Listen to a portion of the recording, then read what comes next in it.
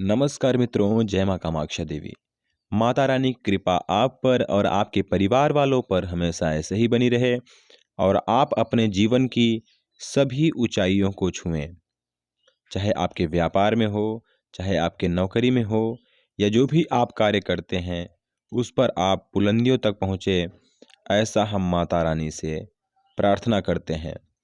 मित्रों, आजकल आप यूट्यूब पर या फेसबुक पर जहाँ पर भी वीडियोस को वॉच करते हैं, आप सर्च करते होंगे वृषभ राशि, तो आपको देखने को मिलता होगा बहुत से ज्योतिषविदों ने ये बताया हुआ है कि 14 मार्च के बाद या 15 मार्च के बाद आपकी किस्मत करवट लेने वाली है या आपके जीवन में बहुत बड़ा बदलाव आने वाला है, या ऐसा भी बहुत लोगों ने बताया है कि सब कुछ बदल जाएगा आपके जीवन में।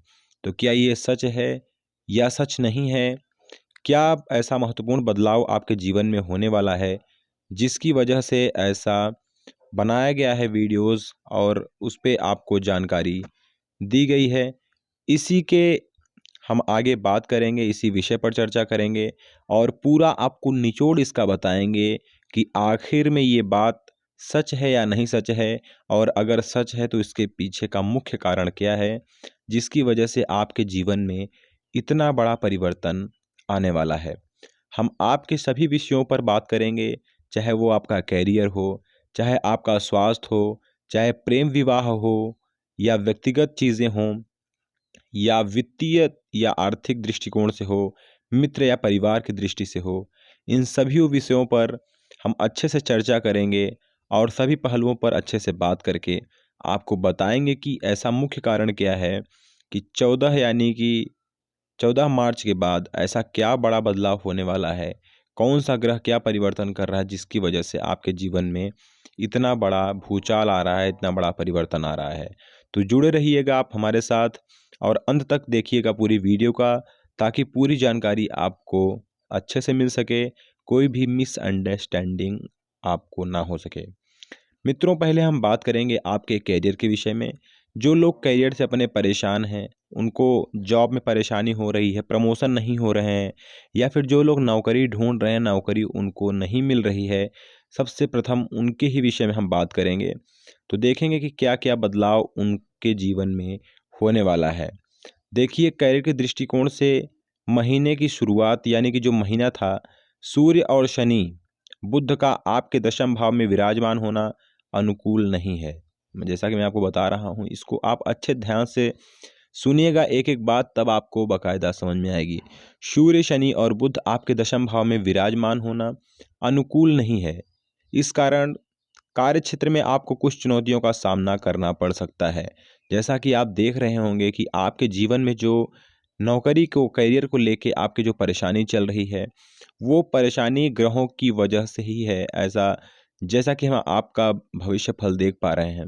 मित्रों, मैं आपको एक महत्वपूर्ण चीज़ बताना भूल गया, वो बताता हूँ आपको कि ये जो चंद्र राशि पर आधारित मैं आपको बता रहा हूँ राशिफल, जो चंद्र राशि से देखते हैं उनके ऊपर सटीक बैठेगा। तो आप लोग ये जान लीजिए कि चंद्र राशि पर आधारित मैं आपको बता रहा हूँ। मित्रों, जैसा कि मैंने आपको बताया, अनुकूल नहीं है। इस कारण आपके कार्य क्षेत्र में चुनौतियों का सामना आप कर सकते हैं। कई बार ऐसी स्थिति जन्म ले सकती है जिससे आपको लगेगा कि आपके आत्मसम्मान पर भी ठेस पहुंच रहा है। यानी कि जो भी आप कार्य कर रहे हैं, चाहे आप किसी कंपनी में हो, किसी व्यापार कर रहे हों, वहाँ पे नौकरी कर रहे हों, तो आपको काम तो कर रहे हैं, मगर आपको जो आत्मसम्मान वहाँ से मिलना चाहिए, जो सम्मान मिलना चाहिए, वो सम्मान ना मिल के बल्कि वहाँ पे आपको कहीं न कहीं ऐसी बातें बोली जा रही जिससे आपको आत्मसम्मान पर ठेस लग रही है।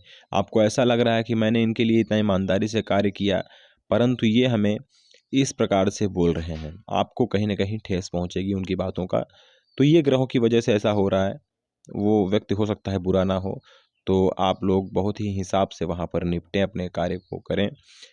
देखिए मित्रों, आप सबको बताता हूँ कि आप अपने काम से असंतुष्ट महसूस करेंगे और इससे आपको नौकरी में कुछ समस्याएं पैदा हो सकती हैं। जो भी आप कार्य कर रहे हैं उसमें आप खुद असंतुष्ट रहेंगे कि ये मैंने कार्य सही से नहीं किया या मुझसे ये गलती हो रही है। जो भी चीज़ें हैं, आप अंदर की चीज़ें समझ सकते हैं, सारी चीज़ें बता नहीं सकते इस वीडियो में। आप समझ सकते हैं कि क्या बातें हम कहना चाहते हैं। असंतुष्ट रहेंगे आप खुद कार्य को लेकर, जिससे आपको समस्याएं पैदा होंगी। मित्रों, अब बात करते हैं महत्वपूर्ण बात कि क्यों ऐसा हो रहा है। 14 मार्च को सूर्य आपके एकादश भाव में प्रवेश करेंगे। 14 मार्च का दिन आपके लिए बहुत ही महत्वपूर्ण होगा, जैसा कि सभी ज्योतिषविदों ने आपको बताया होगा अन्य-अन्य वीडियोज़ में, जिसका मैं एनालिसिस कर रहा हूँ इस वीडियोज़ में। 14 मार्च को सूर्य आपके एकादश भाव में प्रवेश करेंगे। उसके बाद कार्य क्षेत्र में स्थिति नियंत्रण में आने लगेगी। जैसा कि मैंने आपको बताया कि आपका जब सूर्य एकादश भाव में प्रवेश करेंगे, उसके बाद जो भी कार्य आप करते हैं, आपके करियर की दृष्टि से बता रहा हूँ कि जो भी आप कार्य करते हैं, उसमें आपको स्थिति जो है, जो परेशानी आपकी चल रही है, उसपे नियंत्रण आपको दिखने लगेगा कि हाँ, अब आपका नियंत्रण में चल रहा है, आप कहीं न कहीं उससे बच रहे हैं, आपके फ़ेवर में वो काम हो रहा है। हालाँकि उसके बाद आपको अपने वरिष्ठ अधिकारियों से अच्छा सामंजस्य बिठाए रखने की आवश्यकता पड़ेगी। जो भी आपके सीनियर हैं, उनसे अपना तालमेल अच्छे से बिठाए रखें, जब स्थिति आपको लगे कि नियंत्रण में आने लगी है। नहीं तो नौकरी में कुछ समस्याएँ बढ़ सकती हैं। व्यापार करने वाले जातक के लिए महीनों की शुरुआत अनुकूल रहेगी, यानी कि जो शुरुआत हो रही है ये पूरे महीने ही 14 मार्च के बाद या 14 मार्च से पहले जो भी आपने देखा होगा कि कहीं न कहीं आपके लिए अनुकूल ही है। व्यापार के सिलसिले में दोस्तों, आप बाहर भी जा सकते हैं। 14 मार्च के बाद आप कहीं न कहीं अपने व्यापार के कार्य से आप बाहर भी जा सकते हैं। तो ये करियर की बातें रहीं। आपके हम स्वास्थ्य के विषय में थोड़ा-सा बात कर लेते हैं कि स्वास्थ्य के लिए कैसा रहेगा आपके ये। तो मित्रों, आप सबको बता दूँ कि ये जो 14 मार्च के बाद या पूरा महीना ही कह लीजिए आप, कहीं न कहीं आपको उतार-चढ़ाव देखने को मिलेगा इसमें। 14 मार्च के बाद भी स्वास्थ्य को लेके थोड़ा-सा आप सजग रहें। देखिए, दो देवगुरु बृहस्पति आपके द्वादश भाव में और केतु आपके पंचम भाव में बने हैं, तथा शनि की दृष्टि पूरे महीने आपके द्वादश भाव पर बनी रहेगी। इसलिए यदि आप स्वास्थ्य के प्रति लापरवाही ज़रा सा भी बरतते हैं दोस्तों, तो आपको कहीं न कहीं परेशानियों का सामना करना पड़ सकता है। इसलिए आप बिल्कुल भी अपने स्वास्थ्य के प्रति एकदम सचेत रहें। अच्छे से आप व्यायाम करें, सुबह उठें और अपने दिन भर की दिनचर्या जो है आप अच्छे से बनाएँ, तो उससे आपके स्वास्थ्य में लाभ देखने को मिलेगा। बहुत ज़्यादा चर्चा नहीं करेंगे स्वास्थ्य के विषय में। जितना जानकारी मैंने आपको दी है, इससे आपको बहुत कुछ समझ में आ गया होगा। मित्रों, अगर आपके प्रेम संबंध के के लिए विषय में बात करें, तो पंचम भाव में पूरे महीने केतु महाराज बने रहेंगे। यानी कि जो केतु हैं, वो आपको या पूरे महीने की दृष्टि से देखेंगे या 14 मार्च के बाद भी देखेंगे, तो भी आपके पंचम भाव में वो बने रहेंगे। आप प्रेम संबंधों में कुछ गलतफ़हमियाँ उत्पन्न हो सकती हैं। आपके पार्टनर के साथ कहीं न कहीं आपको मिसअंडरस्टैंडिंग लगेगी, मगर आप खुद जानते हैं कि आपके अंदर प्यार है, तो आप आगे भी उस तरीके से मैनेज करिए, क्योंकि वाद-विवाद होते रहते हैं। इसके अतिरिक्त 15 तारीख को मंगल के दशम भाव में आ जाने से और वहाँ से अष्टम दृष्टि पंचम भाव पर डालने से प्रेम संबंध में तनाव की स्थिति बन सकती है और लड़ाई झगड़ा हो सकता है। तो जैसा कि आपको बता रहा हूँ, ग्रहों के हिसाब से ही लड़ाई झगड़ा होना तय है आपके जीवन में, तो आप उसको मैनेज करिएगा। हालाँकि शुक्र महाराज की कृपा कुछ हद तक प्रेम की छींटें भी पड़ती रहेंगी, लेकिन आपको अपने रिश्ते को बचाने पर ध्यान देना होगा। मित्रों, प्रेम विवाह या फिर जो भी चीज़ें हैं लव लाइफ के बारे में, ये जानकारी इतना ही मैं आपको दूँगा।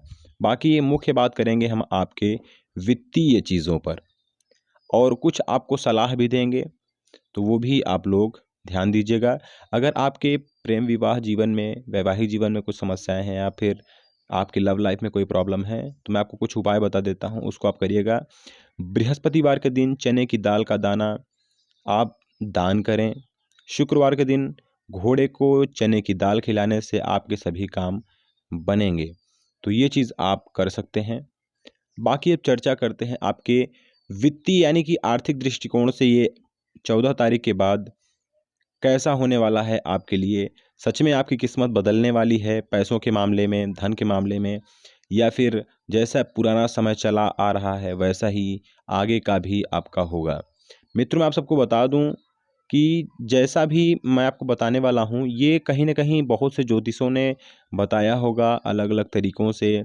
सबका कहना अलग-अलग तरीके से होता है, पर मैं आपको बिल्कुल प्रूफ़ के साथ कि कौन से ग्रह की वजह से क्या हो रहा है, ये चीज़ें मैं आपको बताने का प्रयास करूँगा, जिसको आप अच्छे से सुनेंगे तो आपको पूरी जानकारी मिल पाएगी।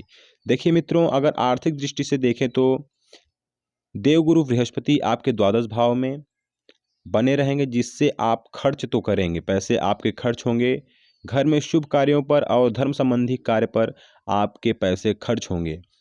तो ये तो होना ही है, अगर आप नहीं कमाएँगे फिर भी खर्च तो आपको करना ही है। तो अच्छी बात तो ये है कि आप धर्म कार्यों पर और शादी-विवाहों पर आप पैसों को खर्च कर रहे हैं। मित्रों, मैं आपको एक चीज़ और बता दूँ कि इसके अतिरिक्त अचानक से भी कुछ खर्च आप कर सकते हैं, जो आपको करने पड़ेंगे, लेकिन एकादश भाव में राहु के उपस्थित होने के कारण आपको आमदनी में भी कोई कमी महसूस नहीं होगी, जो कि आपके लिए सबसे बड़ा प्लस पॉइंट है। यानी कि खर्च तो आप करेंगे मित्रों, खर्च होंगे आपके पैसे, परंतु जो आप कमाई जहाँ से करते हैं, जहाँ से आपका इनकम रिसोर्सेस है, उसमें कहीं न कहीं आपको कोई कमी देखने को नहीं मिलेगी। आपकी सारी इच्छाएँ पूर्ण होती रहेंगी।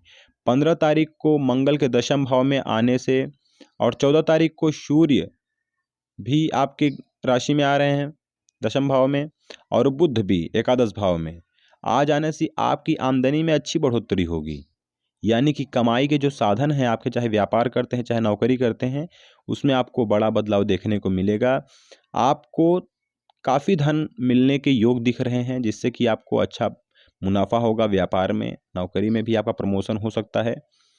आपकी आर्थिक स्थिति सुदृढ़ होने लगेगी। यदि आपने शेयर बाजार में निवेश किया है, पैसे लगाए हैं शेयर मार्केट में, तो आपको वहाँ पर अच्छा मुनाफा देखने को मिल सकता है। तो आप ये चीज़ बहुत ही अच्छे से देखें। मित्र एवं परिवार के विषय में बात करते हैं। जैसा मैंने आपको बताया था कि बताएंगे आपको यह महीना, यानी कि पूरा महीना ही आप जान सकते हैं, या फिर जो बीत गया है 14 मार्च के बाद की आप समझ लीजिए, आपको पारिवारिक जीवन में तनाव का कारण बन सकता है। जैसा मैंने आपको शुरू में भी बताया था, महीने की शुरुआत कुछ हद तक अनुकूल भी रहेगी, क्योंकि दूसरे भाव के स्वामी बुध महाराज कुंडली के दशम भाव में विराजमान रहेंगे, जिससे पैतृक व्यवसाय करने वाले को लाभ होगा। अगर आप अपने पूर्वजों से रिलेटेड कोई व्यापार कर रहे हैं, यानी कि उनका व्यापार चला रहे हैं, तो आपको इसमें अच्छा फ़ायदा देखने को मिलेगा।